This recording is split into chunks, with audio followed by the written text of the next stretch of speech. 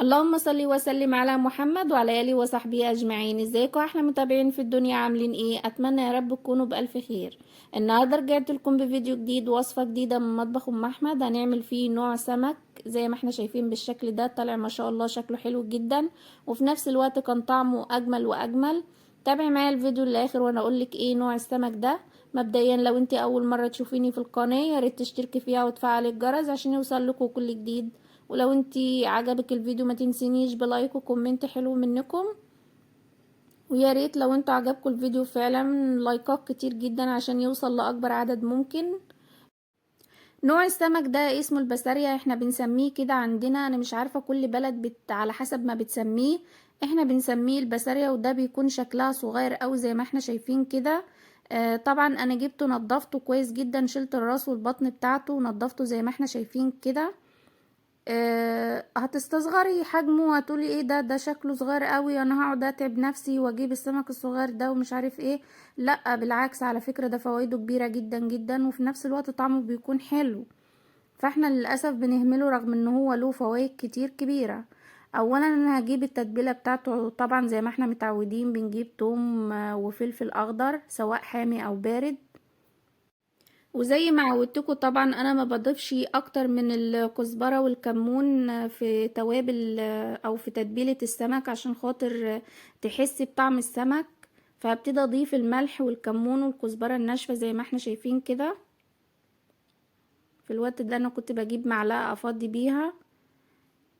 حاولي ما تكتروش يا جماعة في تتبيلة السمك التوابل عشان تحسي بطعم السمك، زي ما انا قلتلكوا بيبقى لحمته حساسة قوي. فما تكتريش التوابل عشان خاطر تحسي بطعمه. اضيف لها حوالي معلقة او اتنين من الكزبرة الخضراء، وممكن طبعا تضيفي شبت او بقدونس اخضر عادي برضو.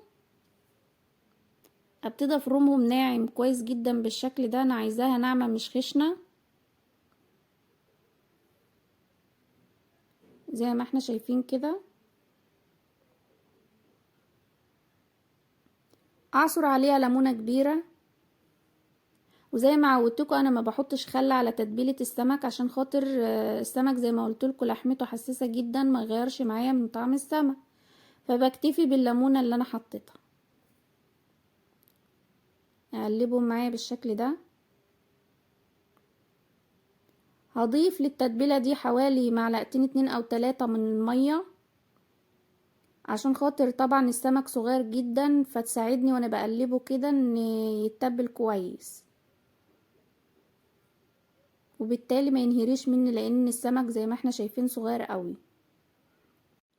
في الوقت ده هضيف له حوالي ربع معلقة صغيرة من الكركم، وده هيديه لون حلو قوي وفي نفس الوقت طعم حلو برضه. اقلبهم زي ما احنا شايفين كده. عايزه اقولك ان ريحة التتبيلة ما شاء الله حلوة جدا. اضيفها على السمك بالشكل ده. وحاولي وانتي بتقلبي السمك مع التتبيلة تقلبيه بالراحة، لان زي ما احنا شايفين كده السمك صغير قوي فما ينهريش منك، فقلبيه بالراحة بالشكل ده. هسيب معايا السمك كده في التتبيلة حوالي 10 دقايق او ربع ساعة لحد ما يطعم من طعم التتبيلة. في الوقت ده هعمل فيه الرز. هعمل رز حبة وحبة. سخنت الحلة كويس جدا، وبعد كده ضفت لها شوية من الزيت واضيف عليها شوية من الرز. افضل اقلب فيهم كويس جدا كده بالشكل ده، وطبعا ايدي مش هتبطل تقليب عشان خاطر الرز يتحمر كله شكل واحد، ما يكونش حباية بيضة وحباية حمراء او حباية صفراء. ابتدي اضيف لها الرز بالشكل ده، اديله كده تقلبتين اتنين. بعد كده هضيف له المية. طبعا الحلة بتكون سخنة، فانا هلف المية في الجناب كده عشان خاطر ربنا يعافيكم يا رب ما ترطش على ايديكم زيت. اضيف لها الملح بس كده، بسيبه لحد ما يغلي معايا، وبعد كده بقلبه بالشكل ده. بيكون طبعا اتشرب جزء من المية. في الوقت ده هقلبه واوطي عليه النار واسيبه لحد ما يستوي براحته. اجيب الطاسة بتاعت الزيت اسيبها على النار كده لحد ما تسخن معايا. يكون في الوقت ده برضو استغليت واتبل معايا الدقيق اللي انا هعمل بيه السمك. ضفت له حوالي معلقة صغيرة من توم البودرة وبصل بودرة. معلقة كزبرة، رشة بسيطة جدا من الفلفل الاسود، كمون، ملح، نص معلقة صغيرة من الكركم الاصفر، وده بيديله اللون حلو جدا بعد ما بنقليه السمك. اقلبهم كلهم مع بعض بالشكل ده. صدقيني لما تيجي تعملي الدقيق اللي انت هتغلفي بيه السمك وتتبليه بالطريقة دي بيفرق معاكي جدا في طعم السمك بعد القلي، فيستحسن ان انت تجربيه بالطريقة دي. وفي الوقت ده كنت ضفت السمك للدقيق وغلفته معايا بالشكل ده، وجبت المصفى ديت حاولت ان انا اشيل الدقيق الزيادة منه بالطريقة دي. اضيف معايا بقية كمية السمك واغلفه بالدقيق برضو بنفس الطريقة، واقلبه بالشكل ده.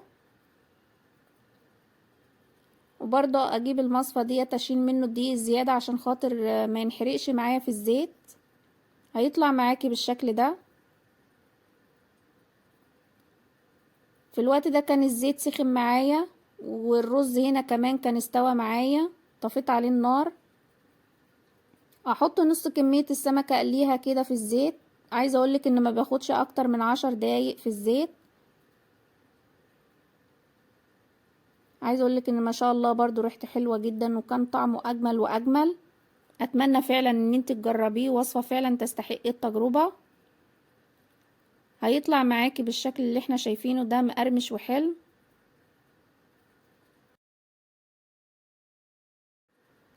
وده بيكون النتيجة بتاعته.